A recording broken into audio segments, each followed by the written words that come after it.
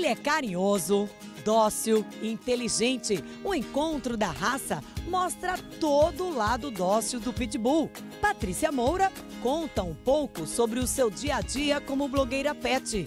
E ainda, saiba como a endoscopia está auxiliando a medicina veterinária no diagnóstico preciso de doenças. Fique com a gente, o seu Canal Pet de hoje está só começando.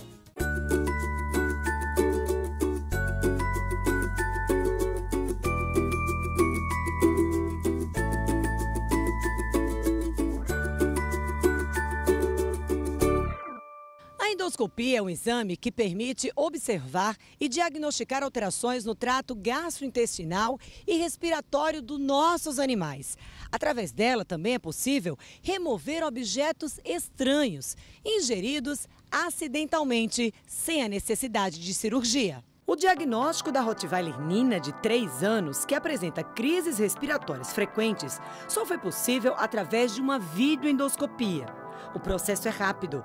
O animal é sedado e o exame é monitorado também por um cardiólogo. O palato mole está um pouco mais alongado do que o normal. Então ele está obstruindo a passagem da orofaringe. Isso que provoca o ronco e, eventualmente, dificuldade de respirar. O especialista alerta também para algumas raças que são mais predispostas a esses problemas respiratórios. Algumas raças que têm alterações respiratórias muito acentuadas, esse risco aumenta um pouquinho.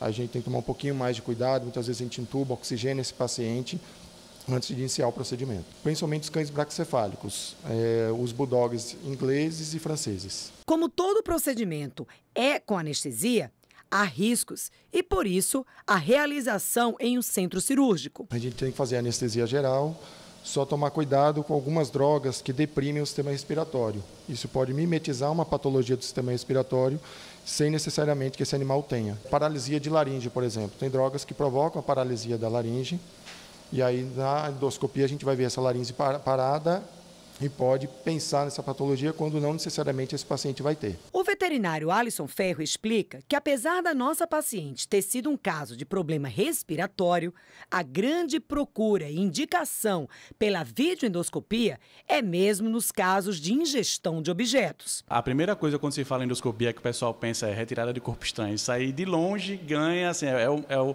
que a gente faz mais na nossa rotina, né? E aí, claro, temos alguns recordistas em comer o que não deve. Você tem um animal que come areia, acontece isso. A gente fala, às vezes o proprietário, quem tem cachorro que tem um problema, vai dizer, não, come areia, come parede, meu cachorro come capim, meu cachorro está lambendo muito chão. Alguns casos são, no mínimo, curiosos. Encontrou meia, calcinha, tapete. Uma das coisas que eu costumo até apresentar nas aulas quando eu vou dar um cinzeiro gigante, assim, que eu não sei nem como o bulldog conseguiu engolir. Na verdade, o proprietário foi lá por uma queixa de um animal, estava com dificuldade respiratória, estava com vômito, mas nada muito específico. E foi um achado, na verdade. Foi fazer raio-x para saber sobre pneumonia e na pontinha do raio-x lá tinha um pedacinho de alguma coisa. Então, o radiologista foi um pouco mais a fundo e descobriu que tinha uma estrutura de um formato de um cinzeiro. A realização da videoendoscopia, seja respiratória ou digestiva, também é rápida e ajuda no diagnóstico de várias doenças crônicas. Tanto as patologias gástricas quanto as pulmonares, elas são grupos totalmente distintos. A função da endoscopia é trabalhar tanto para a gastroenterologia, que seria a parte gástrica, como a parte respiratória. Então, para a parte gástrica, o animal mudou de comportamento, está se escondendo, ou ele se tornou agressivo, ou ele não está interagindo tanto como ele interagia antes, está lambendo o chão, está tentando pegar mosca, que é o fly biting que a gente fala.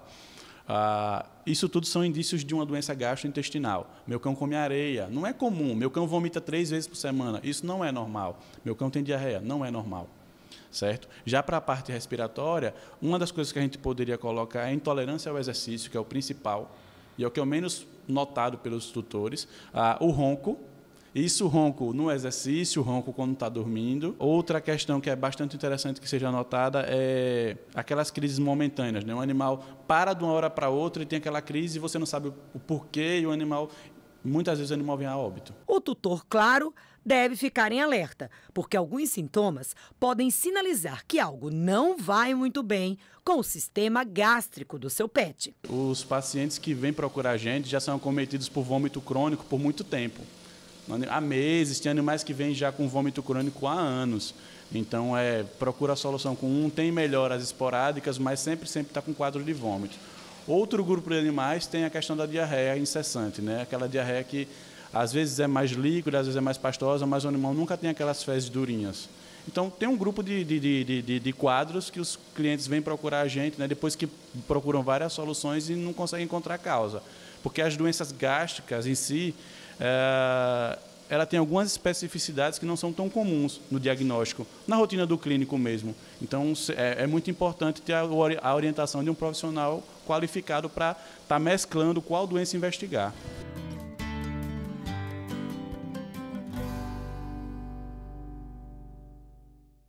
Depois do intervalo, ainda pouco divulgada, a doação pode salvar a vida de muitos animais através do banco de sangue.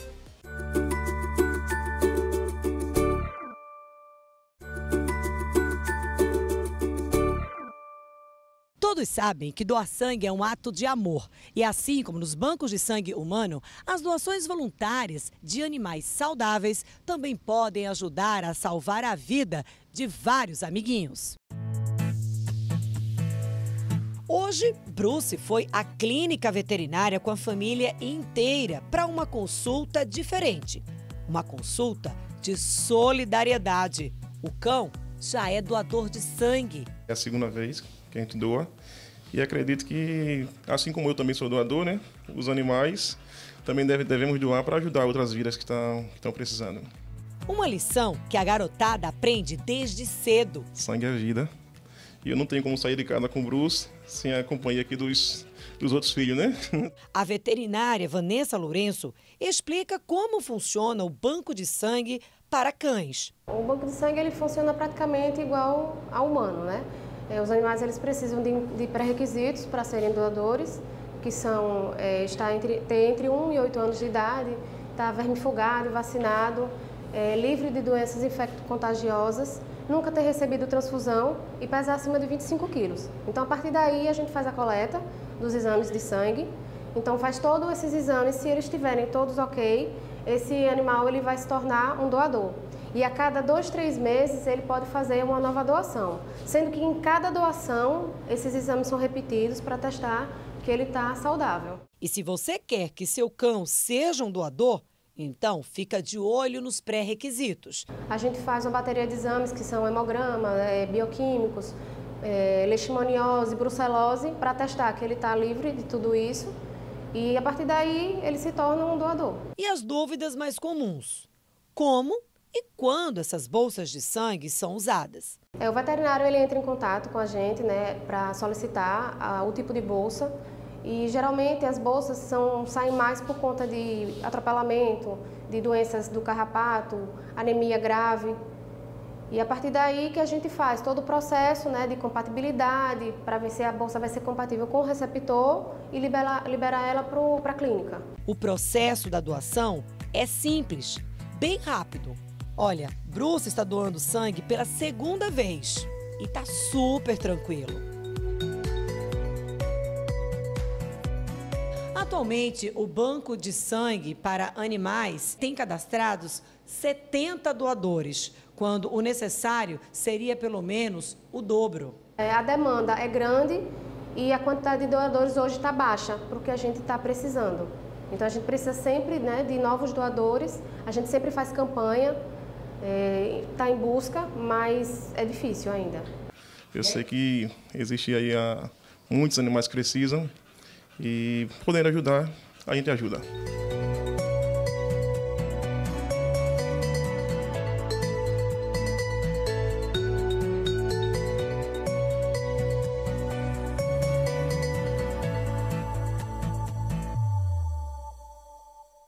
Na Nas redes sociais, ela tenta ajudar animais perdidos a reencontrarem seus donos.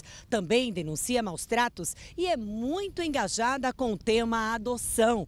O Canal Pet conversou com a blogueira Patrícia Moura. Ela é um evento autêntica, divertida e, é claro, apaixonada pelos animais. Hoje, a blogueira Pet do Brasil coordena um grande encontro de cães, o Encontro. Eu não tinha um real no bolso, mas eu me sentia na obrigação de ajudar de alguma forma. O mundo precisa disso, sabe? Muita gente chega e diz, eu não tenho condições, mas R$10 que doe, R$5 que doe, já é muita ajuda, já é muito. Uma oração que seja já é muita ajuda. Então eu vou reunir uma galerinha para ajudar a DASFA na época. E aí foi quando surgiu a coisa deste evento, que se era para fazer, vamos fazer bem feito, a espiritualidade aí abençoando, abrindo todos os meus caminhos. E aí a gente fez a primeira edição do Encontro. Foi considerado o melhor evento pet do Nordeste. A paixão pelos cães surgiu quando ela perdeu a única filha há 18 anos. Eu queria transformar a indenização desse gatilho de dor em luz. E aí eu tinha optado nas crianças de 2 pernas.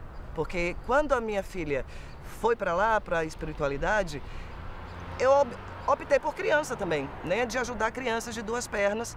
Foi quando a vida me trouxe essas crianças de 4 perninhas, né? Então, fico muito feliz com isso, porque eu transformei realmente muita dor e muito amor.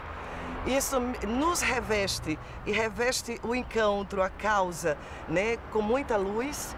Né? Porque eu sempre falo, é de conhecimento público, que eu trato muito isso com muita luz, com a espiritualidade, com os anjos da guarda, com o Espírito Santo que seja, né? Independente de nomenclaturas. Ela vem de lá de cima, da fé de Deus, do amor de Deus, por essas crianças. De lá para cá, primeiro, se identificou com o trabalho da DASFA. Foi através de uma tia minha, né? A tia Dora, beijo no meu coração, minha musa inspiradora. Hoje eu estou aqui, ó, coração, mostrando o amor aos animais, né, também. E essa tia minha acabou que me incentivando. Acabei conhecendo esse mundo realmente de luta, de dor, dessas guerreiras que vivem não só da DASFA, mas de todas as ONGs, de todos os grupos. É muita dor, é muita luta para arrecadar financeiramente, para pagar as clínicas, para conseguir ração. E aquilo ali me comoveu demais. Então, conheci o Projeto Manjedoura, que na época não era Projeto Manjedoura, né? Era um grupo pequeno, hoje, graças a Deus, também evoluiu. Eu torço demais quando eles evoluem, porque é mais ajuda a essas crianças chegando.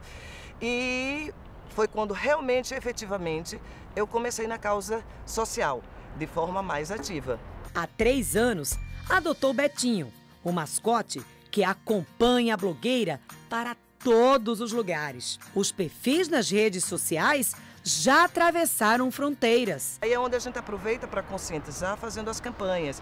Tipo, bote a coleirinha com a identificação, o telefone do dono, que é o mínimo. Cuidado quando sai de casa, ao abrir o portão da garagem, porque se não foge, às vezes atropela, né? Como a gente sabe que acontece. Então a gente faz campanhas também. Pati tem feito um trabalho brilhante também com animais perdidos. Uma média de 10, 15, 20 no dia perdido. Postou, achou. Graças a Deus, eu acho que 80%, 90% dos nossos cães. E tem outros também, né? É uma corrente. A gente passa a imagenzinho daquele animalzinho perdido. A gente passa para as ONGs, né? A gente passa para os empresários. A gente passa para outros instas também. Hoje tem 2 que surgiram também para animais perdidos. Então, nesta corrente, alguém vê, eu posto o que está procurando. Alguém posta que achou. No encontro, tá lá no encontro. Então a gente faz essa confluência de informações e aí dá tudo certo.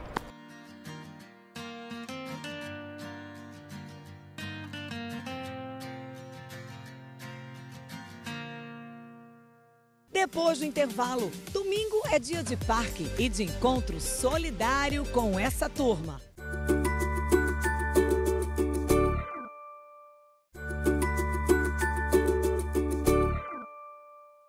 Donos de cães da raça Pitbull se reuniram durante o fim de semana para um passeio no parque. E a tarde de diversão para esses adoráveis bulls também foi uma oportunidade para reforçar a importância da solidariedade. Não há quem não fique, no mínimo, curioso. Afinal de contas, apesar de dóceis, eles são bastante temidos. Se criou um estereótipo de um pitbull, de uma imagem extremamente agressiva, como na verdade a gente sabe que o agressor na verdade é o tutor. Então se você consegue desmistificar isso, a gente consegue na verdade transformar algo muito mais especial. O encontro que reuniu os criadores de pitbull atraiu muita gente no Parque Augusto Franco. Uma oportunidade também de incentivar a solidariedade. A gente trouxe, na verdade, a ONG Anjos, né, e agregar um pouco mais de solidariedade, né, um evento totalmente beneficente, na qual a gente está contribuindo com rações, né, e empresas parceiras que entrou aqui junto para tentar ajudar nessa causa. Essas parcerias são fundamentais, não só para Anjos, né, para todas as ONGs, porque hoje a gente praticamente vive de doações da população. Infelizmente a gente ainda não tem a ajuda do poder público e os animais precisam de ração diariamente, e a gente precisa de parcerias como essa para conseguir essas arrecadações, não só de adoção, mas também lar temporário. Quem quer ajudar com lar temporário, também a gente recebe contato de pessoas que podem estar fazendo esse passeio com os nossos animais. Hércules está com 48 quilos, é esse gigante aí. Super tranquilo, é atração por onde passa. É familiar, não pega ninguém, pelo menos o meu. O meu é criado dentro de casa lá com a menina de 2 anos. Ela brinca com ele e tudo mais e ele não faz nada. Alguns que estão aqui são American Bunny, o Pit Monster. Eles são maiores, são mais cabeçudos, eles ganham muito peso com facilidade. E o Pitbull, eles são mais magros, mais ágeis, eles são mais cachorro de atividade, de trabalho e de pit game. O menor aprendiz Jordão é pai de Dandara, que ainda é uma filhotinha, e diz que não se cansa de responder às curiosidades. Pergunta como é que é criar, pergunta se dá trabalho, se realmente são uma raça briguenta, são raivosos, e eles não são. A galera fica olhando assim, geralmente tem uns que passam para o outro lado da rua, tem outros que não passam, mas é tranquilo. É tranquilo, pode topar, pode brincar, só não pode subir em cima, né?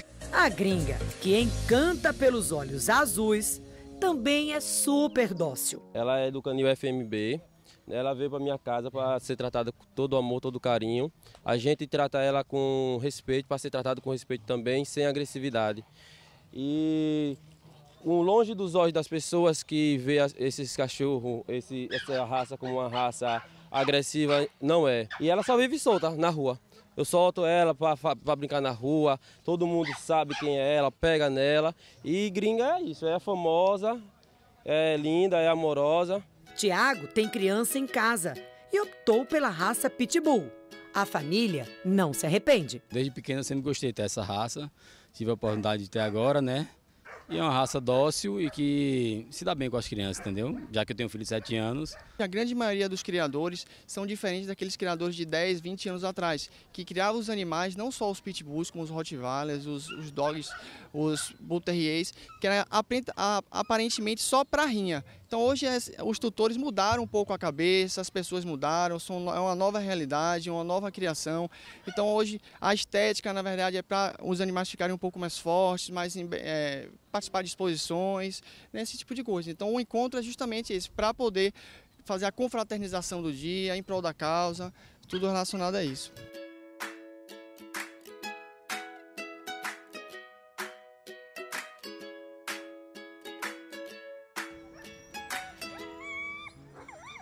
E o legal desses encontros acontecerem em um local público como um parque é que as pessoas têm oportunidade de conhecer o verdadeiro temperamento do pitbull. Nós conversamos com uma veterinária que conhece bem como é conviver com eles em família.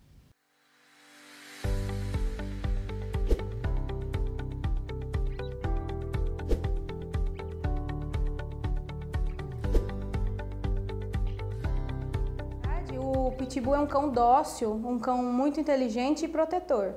Tudo depende muito do tipo de criação que esse cachorro tem, né? A gente sabe que o pitbull também teve uma história meio obscura no passado, né, de ser utilizado em luta, em rinhas, em esportes violentos, sangrentos, mas hoje não se utiliza mais para esse fim e por isso a gente tem cães mais dóceis, dependendo da criação do proprietário. Ainda existe muito preconceito com a raça. Então, eu sempre procuro mostrar para as pessoas que não é aquilo que elas pensam, que o Pitbull não é esse cão agressivo que elas têm na cabeça. Muitas vezes um cão pequeno, ele é muitas vezes pior do que um Pitbull, muito mais agressivo. E tudo vai mesmo da forma que você lida com ele. É um cão amoroso, é um cão inteligente, mas ele precisa do estímulo familiar, ele precisa sentir que ele é amado, precisa ter esse carinho para que ele não se torne realmente um animal agressivo. Se a gente for pesquisar na história do Pitbull, já é certo de que ele não se dá muito bem com outros animais. Por isso, acostumar desde cedo, desde filhote, é a melhor opção, tanto com crianças quanto com outros animais. Aliás, existem estudos sobre comportamento de que qualquer animal, isso aí não é só o Pitbull, são todos os cães, né? Eles desenvolvem o comportamento de sociabilidade nas primeiras semanas de vida. Então, um fato importante é você ver de onde esse animal veio, da forma que ele foi criado desde o nascimento. Se naquele canil, se naquele criador que você pegou o animal, ele teve esse carinho com o animal, teve essa atenção. Desde aí ele já começa a ser um animal mais dócil. E assim que ele entra numa casa nova, né, de um novo proprietário, o proprietário já tem que introduzir o animal e a criança para tentar socializar. Dessa forma ele vai crescer completamente acostumado com o meio. A doença principal dele é de origem alérgica, origem dermatológica alérgica. Então, são aqueles cães com dermatite alérgica à picada de pulga, são aqueles cães com dermatite atópica. Que, quando eu digo dermatite atópica, é um cão que tem alergia, por exemplo, à grama, a pólen de flor, a ácaros, a poeira, enfim, a qualquer antígeno ambiental, a qualquer alergeno ambiental. Então, são principalmente problemas ligados à pele, principalmente aqueles animais mais claros. Então, os pitbulls brancos, por exemplo, com a pele clara, são os que sofrem mais ainda de alergia. E uma outra doença que, embora seja mais comum em outras raças e não no pitbull, mas pelo pitbull ser um cão de raça grande também pode ocorrer, que é a displasia coxofemoral. É um cão que vai consumir na fase de filhote, até os 2 anos de idade, uma ração para filhotes, né? Porque como é um cão de raça grande, ele precisa de um suporte nutricional muito bom para desenvolver as articulações, desenvolver a musculatura, que também o pitbull é um cão muito musculoso, né? Agora, na fase adulta, uma ração de boa qualidade, a gente sempre indica uma ração super premium, né, porque ela tem os ingredientes necessários para o animal crescer saudável. E no caso do animal ter um problema de pele, mas isso vai dar avaliação veterinária, pode ser necessário uma ração hipoalergênica, pode ser necessário algum tipo de suplementação, por exemplo, de ácidos graxos essenciais, mas isso vai da avaliação veterinária. No caso, o Pitbull, né, o nome verdadeiro dele é American Pitbull Terrier. O Terrier, no final, quer dizer que ele é um cão de caça. Então, esses cães de caça eram cortadas as orelhas, por quê? Porque, geralmente, quando ele vai caçar, a presa vai pegar na orelha dele para tentar se defender. E é um local que sangra muito. Então, os donos desses cães de caça pensavam, nossa, eu não posso deixar a presa pegar meu animal na orelha porque ele não vai conseguir caçar por causa do sangramento, por causa da dor e vai me causar outros problemas. Então eles mutilavam o animal para evitar esse problema da presa. Mas hoje é proibido o corte da orelha, né, pelo nosso conselho profissional. Já faz aproximadamente 10 anos que isso está proibido. Ainda existe a prática, mas geralmente não é feito por veterinário. Então, eu gostaria até eu sempre tento conscientizar, né, os proprietários de Pitbull, American Bully, enfim, todas as raças que o pessoal costuma cortar a orelha. Pessoal, não é mais correto cortar a orelha do animal. É considerado uma mutilação, é considerado um ato de crueldade perante o nosso conselho. E se o veterinário fizer esse procedimento, ele pode até mesmo perder o direito de exercer a profissão.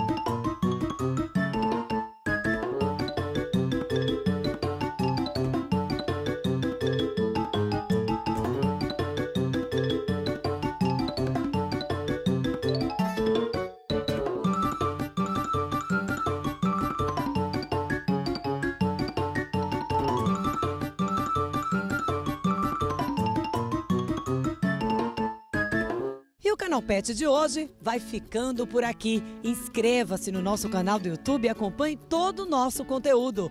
Se você quer falar com o Canal Pet, basta acessar as nossas redes sociais. A gente se vê na próxima semana. Até lá!